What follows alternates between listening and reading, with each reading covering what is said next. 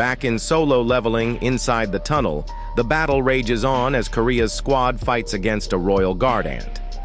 Dongwook blocks one of the ant's attacks, noting that while these creatures are as strong as S-rank hunters, they are still just monsters with limitations in their movements.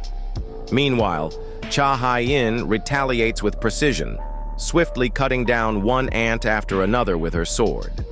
Her expression remains serious as she observes the difference between these ants and the regular ones.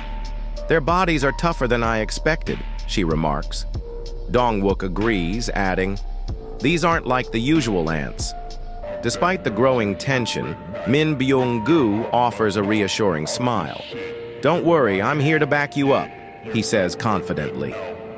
On the sidelines, Baek Yoon-ho smirks and teases Byung-gu. "For once, you don't look like a scaredy cat."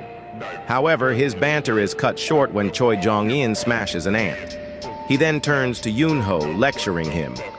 "Even if you crush their heads, they won't die right away. You have to finish them off completely." Shifting the conversation, Yoon-ho observes that the royal guards they've been fighting seem to be older models, cast-offs, the first generation of royal guards. This realization leads him to conclude that the newer, stronger generation must be protecting the queen. Without hesitation, Byung-gu activates his skill, enhancing the squad's abilities and boosting their confidence and strength. As they feel the surge of power, the atmosphere shifts ominously.